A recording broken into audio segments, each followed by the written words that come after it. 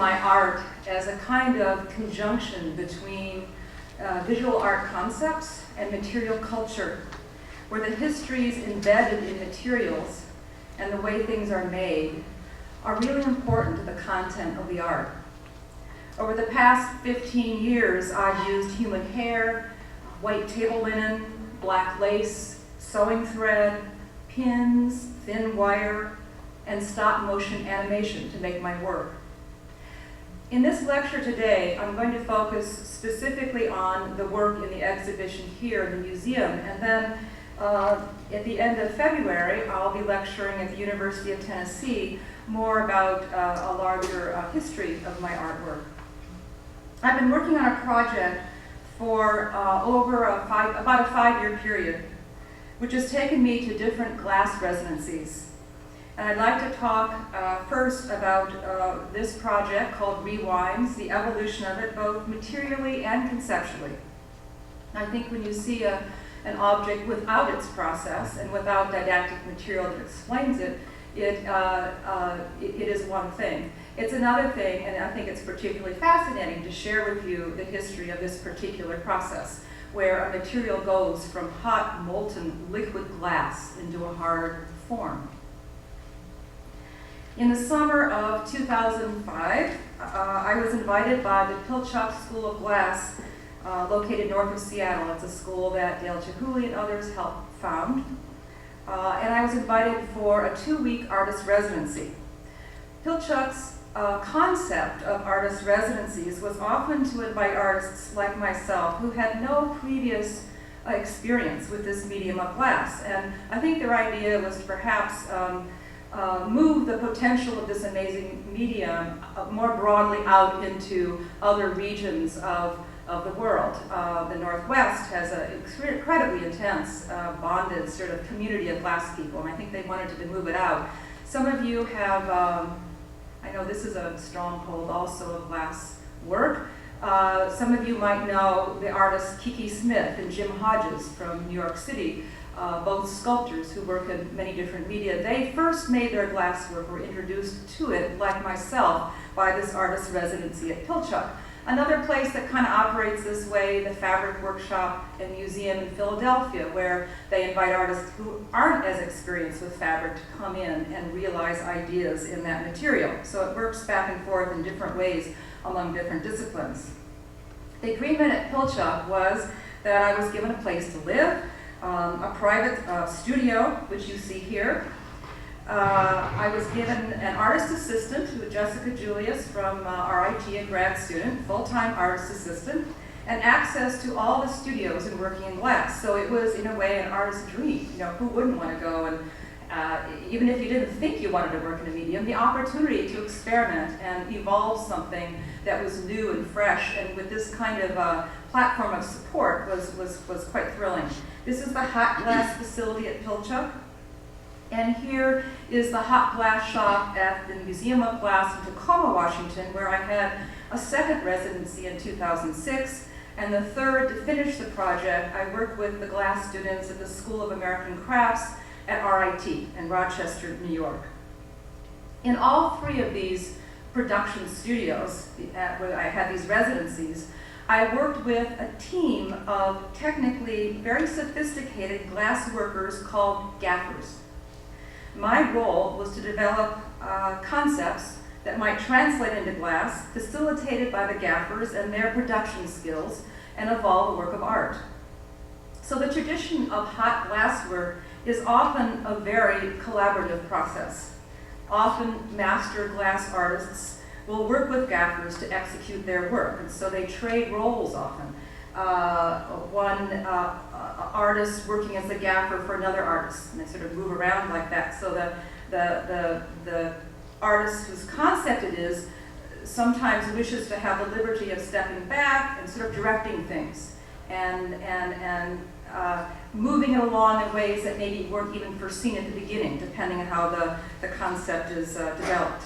The 3 gaffers on the right in this picture, Catherine Gray, Nancy Callan, and Jessica Julius, were also my gaffers at Pilchuck.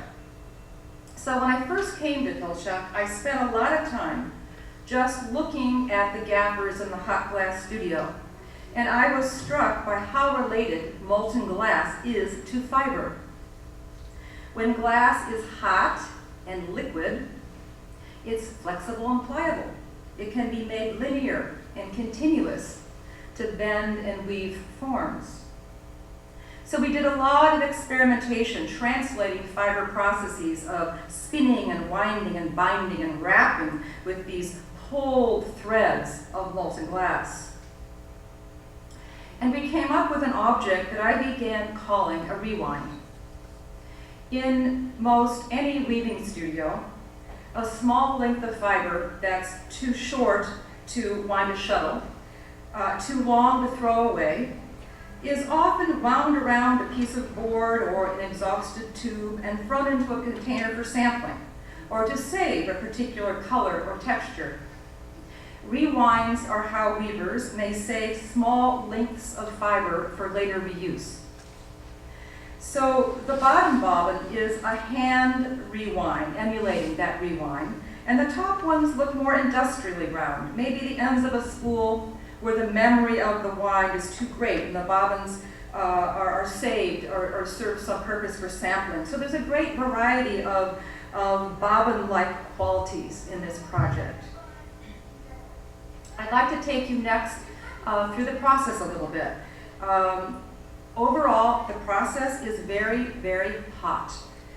Probably the most featured aspect about this new medium for me was the hotness and that you can't touch the material directly. And I'm used to very direct tactile experience with my materials. And in class, you have the mediation of posts and rods and tongs and gloves and all kinds of tools that separate your skin from the material. The rewind is made by first pulling out a long, hollow glass tube, as you're seeing here, and then cutting this long glass tube into small lengths. Affixing one of those cylinders then to a blowpipe, placing that pipe horizontally on rollers, touching another bit of hot glass to that surface, and winding. It's like winding a bobbin on a sewing machine, except we're doing it with hot glass. There are incredible form and color variations because glass is transparent, it's translucent, it's opaque. There are all these glass properties that were quite extraordinary to play with. What you're seeing here, the redness, is just because it's hot. It's molten hot glass, and it may evolve into a color. Here, Kathy is marbering or shaping the glass into a point, and that point will be touched to the cylinder and begin the thread wrap. And you have to work fast. If the temperature of the hot glass, Nancy Callan is holding there on the left, and she's quite the hot shot. She's an amazing gaffer, amazing, skillful glass blower. If it's not the same as the temperature in the two glasses won't bond, they won't connect. It looks easy as things do when you're looking and working with skilled workers, but it's really very, very sensitive to get those temperatures the same. After the tube is wound, Kathy is adjusting the tube on the pipe, and then the object is knocked off the rod and placed into these annealers. An annealer is a big oven that takes the temperature of this glass down from this very hot condition to room temperature. Usually in the case of these small objects, it was overnight. In the case of telescope lenses, sometimes it can take 2 or 3 years to slowly, in a big, thick lens, to bring that temperature from that hot condition slowly down to room temperature. Otherwise, it will crack, or there'll be fissures in it. Right out of this annealer, the rewinds look very much like shiny baubles, glossy and transparent or translucent. Back in Chicago, I worked with glass artist Kimberly Pence to cut and etch or sandblast many of the objects. Some of them were left shiny, many of them weren't. So there is this resisting process that is related to fiber work that goes on with glass as well. So what to make of these glass objects that I'm calling rewinds? What is their relevance in terms of concept and content? Throughout the process of inventing this translation of fiber into glass, I evolved the questions and some of the answers that helped me realize this project as a work of art, and that's what I'd like to talk about next. Within highly technological societies like ours, there is a renewed enthusiasm for crafting, for tactility, and I think it's in direct response to the way in which the computer screen has infiltrated all our lives. There's a wish for the opposite. Many of the students at my school, I'm a professor at the School of the Art Institute of Chicago in the Department of Fiber and Material Studies, which is a very concept-driven, research-based kind of program at the School of the Art Institute. And many of our students have grown up with computers, and they're not so new as they might have been to me when computers came into my life. And they are filling our material-based classes with enthusiasm for working directly with material. Weaving is, we have 4 to 6 Intro to Fiber Material Studies classes every semester. My school's not alone. We're finding this across many parts of the world. There's this want for the complement to the digital. Complement meaning the opposite. And it's not in a competitive way. The computers are here to stay. They're amazing. There's all kinds of interfaces, integrations, the Jacquard loom, and the way in which artists, weavers are designing with software and the computers, very sophisticated way. The Jacquard is considered, to some, the earliest computer. So there's amazing correlations between the digital and the haptic or the hand.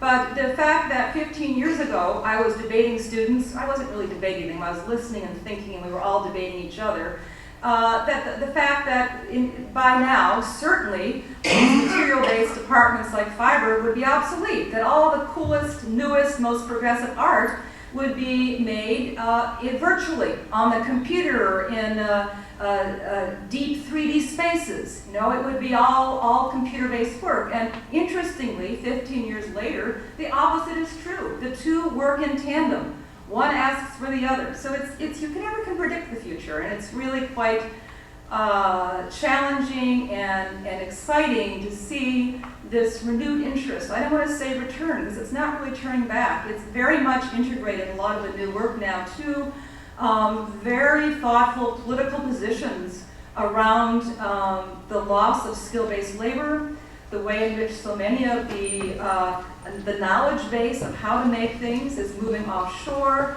So there are many projects, and my project indeed interfaces with some of these concerns with thinking about this issue of losing skill-based knowledge and what happens when that happens, and this sort of political currency of engaging slowly in making something from beginning to end, or inventing something from beginning to moving through a process of making. In most of the world, in much of the world, quite unlike our more technologically advanced cities, at least in the United States, there's not as much access to technology. And so this rewind has a very different economic, cultural currency.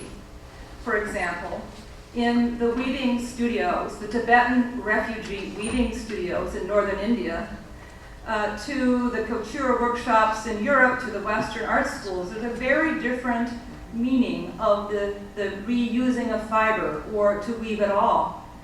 I would suggest that to these women, it's a very non-romantic presence of the hand. Perhaps never with an experience of access to sophisticated progressive technology. And I think that's a very important point to remember, to think about, and hopefully the rewinds, sculpture in the galleries might invite a meditation on the subject of labor, on the subject of the relationship between the digital and the hand, on the issue of economic necessity of what this object means to some workers in some parts of the world, the gendered histories of making textiles, and that whole legacy that exists in very different ways in different parts of the world. Also collective practices, collective processes, when groups work together, either in a workshop, a studio situation, or in industry. There's similarities and there's tremendous differences. I also have sort of, when I think of the what is a metaphor for why you translate one material into another, what purpose does that serve? And I think of the metaphor of why do you bronze baby shoes? I like that better than war heroes, but the baby shoes.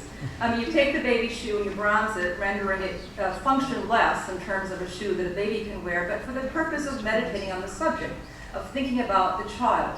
Similarly, I think to take a bobbin and remake it in glass, renders it useless as a bobbin in practical functionality, but might make it tremendously useful as an object of meditation on these subjects of cultural relevance, labor history, skill-based knowledge that exists in different ways of entering these subjects in many parts of the world. So here at the Knoxville Museum of Art is a large glass plinth, 8 feet by 12 feet, a clear glass etched platform, and everything on that platform is also glass, even though it might emulate rubber or leather or a shiny silk fiber or a rayon. It's all glass. So glass is this extraordinary elastic medium in so many ways. A carpet scale, architecturally presented in a sort of carpet-aligned space on the floor, as if the carpet perhaps was deconstructed if the bobbins had made it, or the carpet was, two boxes of rewinds and bobbins had been upturned, and the weavers involved in the making of the carpet were starting to sort and process the colors and texture, or organizing them for the purpose of weaving a carpet. So it's a conceptual carpet. It's deconstructed or in the process of becoming. I can imagine, I know that KMA is very engaged with outreach and working with community, and the amount of school groups that have come through and the way the docents are using the exhibitions is really quite moving to me. And I can imagine a school group sitting down around the carpet. There's some mats there suggesting different sites of elevation. Slow down, don't just walk around it, slow down, maybe with your drawing pad. And what would this carpet be if you were to realize it using the bobbins that exist there? What would it look like if you were the designer of this carpet? So I think there's a lot of inventive ways in which the museum is thinking about accessing different kinds of content that are available to be considered with this sculpture called Rewinds. Many of the glass bobbins are clear glass, clear glass to perhaps represent a sense of history or memory of a kind of blank, not filled in, not colored, not being a kind of trompe-l'oeil translation, just clear.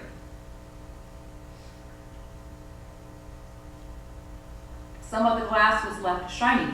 So there's a bit that, imagine if this whole thing wasn't etched, it would be hard to look at. It would be so shiny. But there are bits of completely clear glass that exist as part of the repertoire, the formal repertoire of glassness within the project.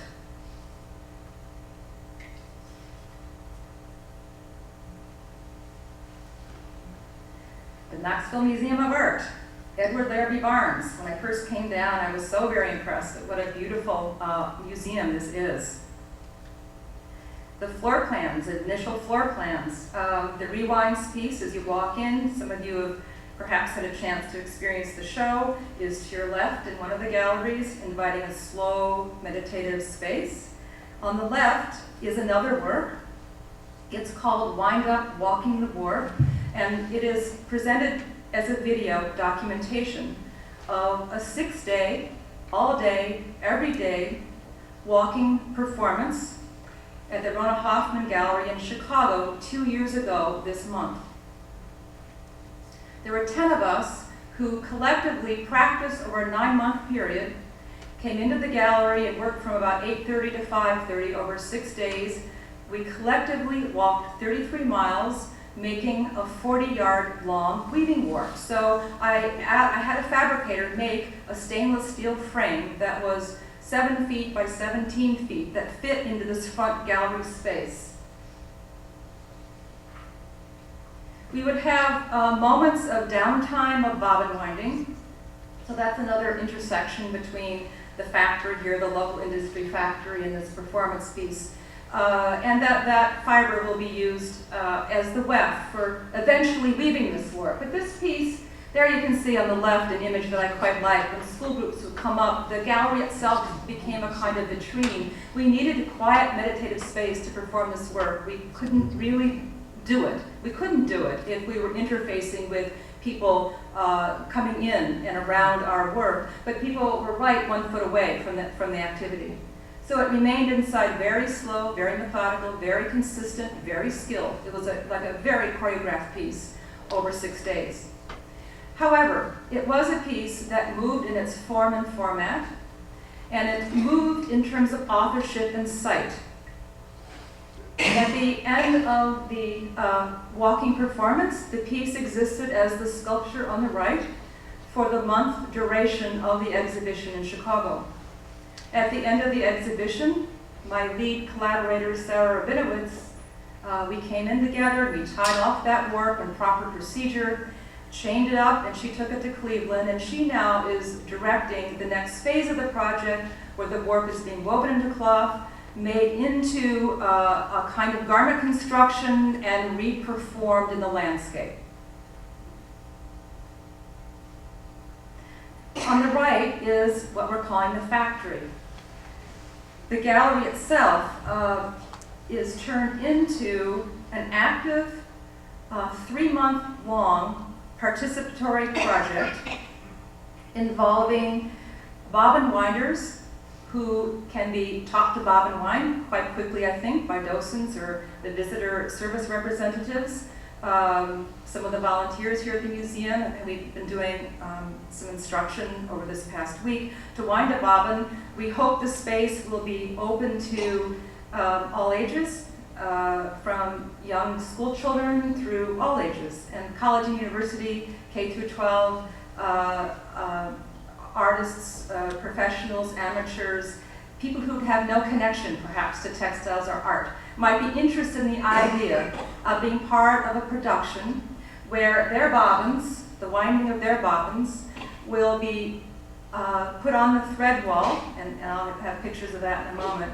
The weavers, who are scheduled, 50 weavers. Over the last 2 years, we've been in dialogue. One weaver tells another and tells another. Libby O'Brien, as Chris mentioned, has been the lead in working with the weavers, scheduling over 50 weavers throughout the 3 months who will come in and collectively weave a bolt of fabric. I'll get back to that in a moment, but when this whole bobbin winding, I wasn't really sure what ages could actually do it and what would be the engagement. Would people be engaged? So we did a project in Chicago at an alternative gallery called Spoke, where for 2 weekends we invited groups to come in groups of 9, I think 4 or 5 groups of 9 each day.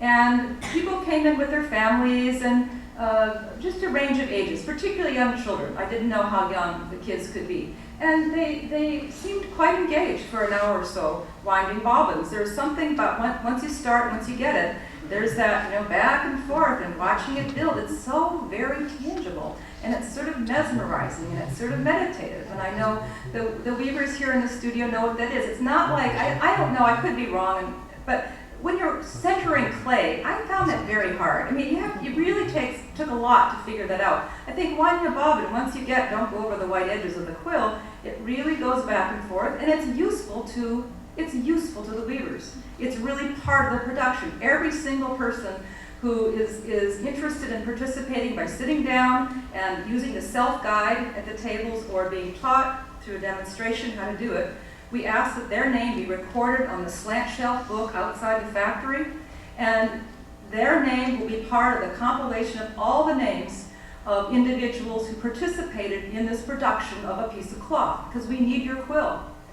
And that archive of participation will always accompany the bolt of cloth. At the end of the 3 months, as the weavers, and I'll talk more about how the process of weaving or the kind of guidelines for weaving, the archive of production, all the bobbin winders, all the weavers, some of my researchers, some of the Chicago to Knoxville team, and all the weavers and bobbin winders will be listed, sort of first name, last name, as an archive of production, and will be part of the catalog for the exhibition, and always shown together, always shown together. So this is the event we did at Spoke that sort of told me, yeah, people seem pretty engaged. Actually, they get going and it becomes quite social. That works for the bobbin winders. We did a lot of beautiful colors, and just over those 2 days, I knew that we could really produce a color spectrum. Another important aspect of the project to note is that all the fiber that we're using in this local industry project has been donated. All weavers are also volunteering their time, so there's nothing about it that is paid other than the collective effort to think about producing something together and the issue of collective work and labor and working together and thinking about the kind of issues that might be elicited through this process. The fibers come from, over 20 mills throughout the United States. We started requesting fiber donations, Libby, I think, a year ago or so, and it took that kind of time to collect the quantity of fiber, so there is indeed quite an array. This is an early drawing of the thread wall, which is really its own sculptural presence, an intermediary between all the bobbins that are round will be hung on the thread wall. So that thread wall, although colorful now, should get very deep in saturation over 3 months. It'll get richer and thicker, deeper in hue, because there'll be a lot more threads hanging there. So that's kind of also its own kind of live sculptural piece. Temporary indeed, but during the run of the show, a very, very important part of the project. The weaver would come to the thread wall, want to use, say, a variety of purples, cut the bobbin off right near the white bobbin itself, leaving the thread to hang on the wall, put it into the shuttle and weave. On the left is a sample weaving. Dan Wittenberg, bottom right, worked with us to get the set, and above Dan are Ann Larson, Emily Nakasin, Lynette Miranda, students of mine at the School of the Art Institute, who worked on the Spoke project. Lots and lots of different ways in which collaboration existed within the development of this project. Now, the guideline for this bolt of cloth, 50 yards, have been warped by Catherine Weber on a loom from the Aramont School, has donated a loom in the factory. And to test out our guidelines and the set and so forth, I sat down and wove a series of stripes, not in the colors I usually use. We're really encouraging weavers to be visual thinkers and not do their signature artwork, not do their signature colors perhaps. I sit down, I weave a bit, and I stop. Catherine Ellis comes in and she looks at where I ended without unrolling the cloth beam. She looks at where I ended, has some of the quills, the bobbins from my work, makes a visual transition in stripes and moves it into a new passage of stripe color. She finishes and the cloth goes around the beam and rolls under the cloth beam, and Ray comes in. And Ray looks at where Catherine ended, looks at some of her quills, and then makes a visual transition and moves it somewhere else. So this sample weaving that's upstairs next to the loom is 8 of us doing that. And I would align it in art to an exercise that the Surrealists developed, which is very popular in art school. It's called Exquisite Corpse. And it's an exercise where you take a piece of paper and you fold it in 3. And the first person draws a head and brings the neck of the head over the fold of the paper. The second person only sees that middle third of the paper and draws the torso from the neck, not seeing the head. The third person sees the very bottom of the paper where maybe the legs start and draws the legs and the feet. And when you open it up without one person have seen the former work, you get these very surrealistic looking images. So in a certain way, I can align this as being a kind of abstract, surrealist aligned exquisite corpse exercise. And there's always, in terms of the backbone, between the color, there's always at least 2 shots or 1 pin line, if not a thicker line of black, which sort of keeps this kind of, I'm just calling it a backbone going, and a kind of visual cohesiveness, so there can be tremendous improvisation.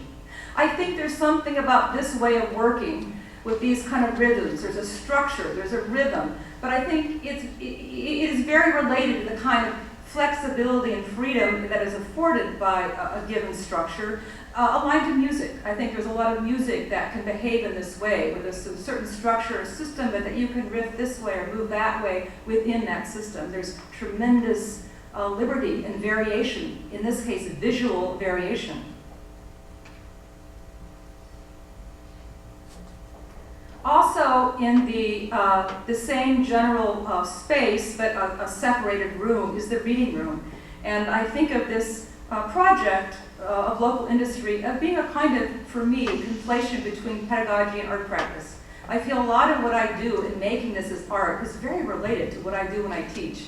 And I feel that having the kind of the visual presence for perhaps non-weavers or non-textile people to read books on contemporary performance art, on relational aesthetics, on histories of textiles, histories of glass, something about my work, that seems important to this particular exhibition, what we're doing. So the reading room has books on all those subjects.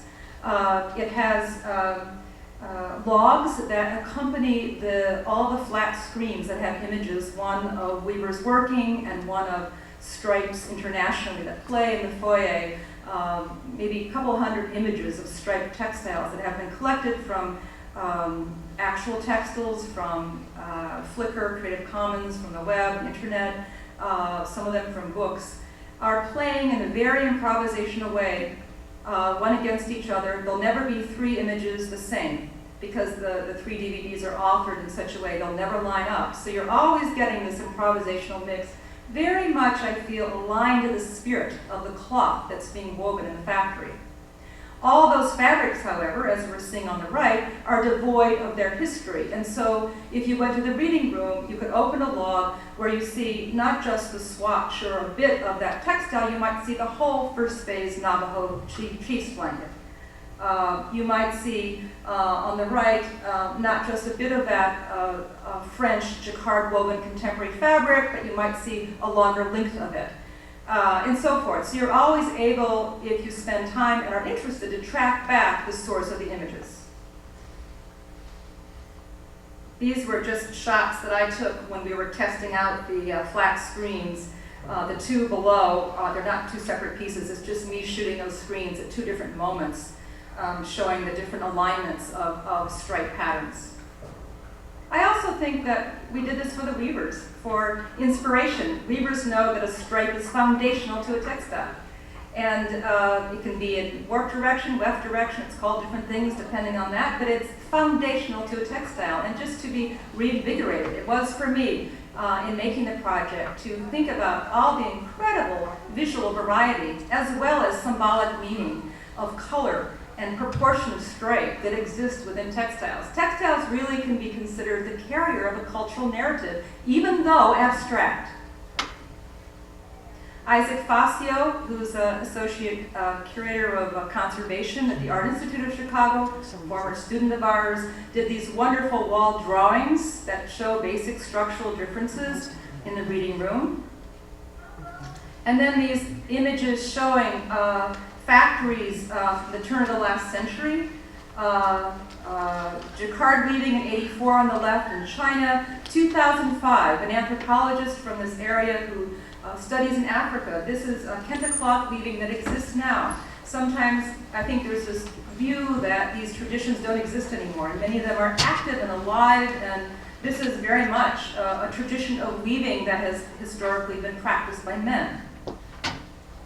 A Thai four-person loom. I think of some of these group weaving studios as like kinetic sculptures, with all these threads being moved around, and color and motion, particularly when they're lined in close proximity.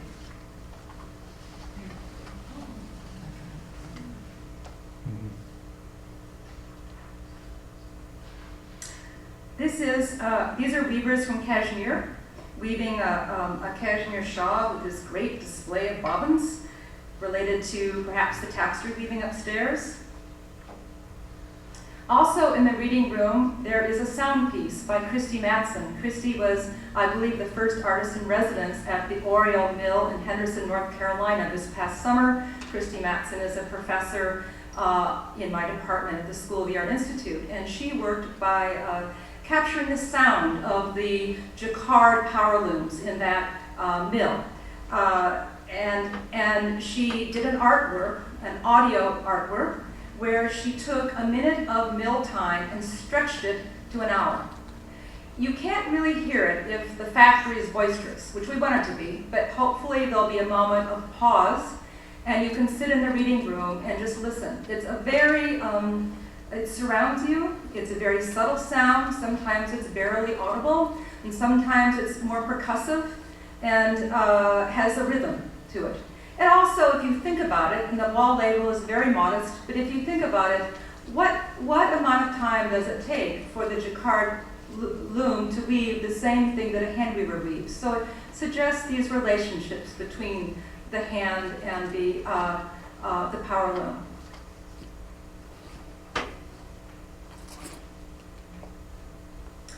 So as you can see, all of these three projects are very research-based and collaborative. And as I'm getting to know some of you here in Knoxville, I've been here 2 weeks installing the show, I hope that some of you may also get to know some of the artists in action, that's what they're called. There's 3 pairs of artists coming from Chicago, artists who have worked with me, graduates of my school, current students in my school, who are coming to Knoxville Museum to give a program, to talk about their connection to the show, extend some of the themes, to talk about their own work, and then to go up into the factory and teach bobbin winding, have an extended conversation. And all of those Artists in Action events, as well as other lecturers that Chris and I have worked on, are accessed through the events link on the museum website. So I invite you to check it out, because there might be a number of other lectures that move between cultural and social histories, group relations, psychology, as it might relate to the show. Julia Bryan Wilson, who wrote a book that just came out, University of California, Berkeley Press, called Art Workers, where she's examining kind of performative-based, process-based art from the 60s and 70s during the Vietnam War era. Really interesting, important book. Glenn Adamson, who's a featured speaker, he's a curator, or I think he's the lead researcher in decorative arts at the Victoria and Albert Museum. He'll be coming to lecture. So it's really a rich lineup that Chris has developed of other lecturers. I think what I like to do is stop talking, and I'll turn the lights up a bit, and if as a group there are any questions that we might spend a little more time here together.